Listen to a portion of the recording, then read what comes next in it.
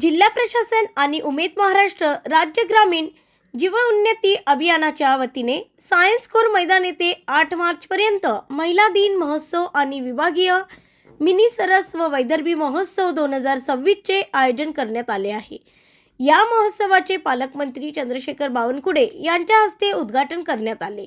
यावेळी खासदार डॉक्टर अनिल बोंडे, आमदार संजय खोडके, श्रीमती सुलभा खोडके, रवी राणा, प्रवीण तायडे, राजेश वानखेडे, गजानन लवटे, महापौर श्रीचंद तेजवानी, विभागीय आयुक्त डॉक्टर श्वेता सिंगल, जिल्हाधिकारी आशिष येरेकर, मुख्य कार्यकारी अधिकारी श्रीमती संगीता महापात्रा, प्रकल्प संचालक प्रीती देशमुख, रंजन वानखेडे आदी मान्यवर उपस्थित होते।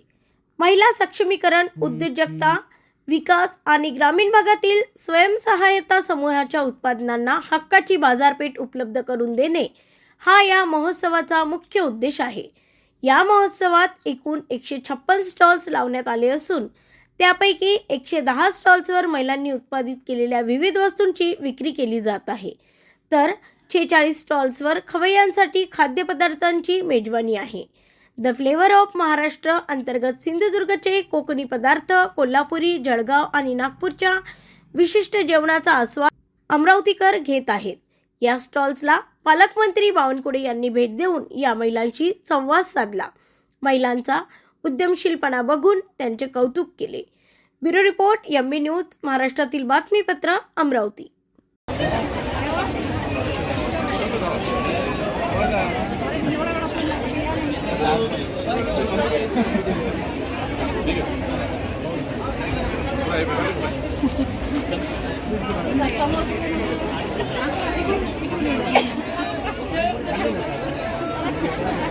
पद्धतीचा उत्साह होता, काय सांगा? आज मार्च 4 पासून 8 तारीखपर्यंत विभागीय मिनी सरस आणि वैदर्भी महोत्सव आपण सायन्स कोर ग्राउंडला राबवत आहोत। हे दरवर्षी मागच्या 3 वर्षापासून आपण वैदर्भी महोत्सव राबवत आहोत। यामध्ये मागच्या 3 दिवसामध्ये जवळपास 30 लाखाच्या वर महिला बचत गटांची विक्री झालेली आहे। यामध्ये 130 वस्तूच्या बचत गटांचे स्टॉल आहे आणि 40 खानावळीचे स्टॉल लागलेले आहेत। यावर्षी आपण थोडं नाविन्यपूर्ण प्रकरण म्हणून फ्लेवर्स ऑफ महाराष्ट्र, ज्यामध्ये कोल्हापूर, अकोला, वर्धा त्या ठिकाणी पण खानावळीचं स्टॉल बचत गटांना बोलवले होते। बिकॉज आमच्या 2 वर्षामध्ये असं लक्षात आलं की बचत गट खानावळीवरती खूप जास्त लोकांचं प्रेम असते, तर जरी आपण वेगळा काही चव आणले तर लोक अजून अट्रॅक्ट होतील आणि गर्दी वाढतील। 5 तारीखला आपण हास्यकवी समीर चोगले ह्यांच्यासोबत ह्यांचं पण एक प्रोग्राम ठेवले होता आणि त्याच्यासाठी पण त्या दिवशी खूप जास्त गर्दी झाली होती। तर खूप चांगला रिस्पॉन्स आहेत। प्रत्येक वर्षी हेच आम्हाला ऐकायला मिळते की लोकांना बऱ्यापैकी हे माहिती नसते, तर आपण आपला प्रेस नोट माध्यमातून आणि जाहिरात माध्यमातून यावेळी प्रचार प्रसिद्धी करतच होतो।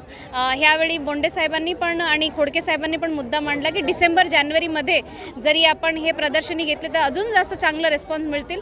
तर आम्ही नक्की पुढच्या वर्षी शासनाला रिक्वेस्ट करू की हे आपण कसं लवकर घेऊ शकतो, त्याच्यासाठी शासनाने जरा आम्हाला निधी लवकर उपलब्ध करून दिली तर आम्ही डिसेंबर-जानेवारीला ह्याचं नियोजन करूया। हो इच्छिते की आम्हाला प्रत्येक वेळी वाटते की मी महिला आहेत, मी अबला आहेत, हे अबला जे शब्द आहे आमच्या डिक्शनरीमधून काढून द्यायला पाहिजे।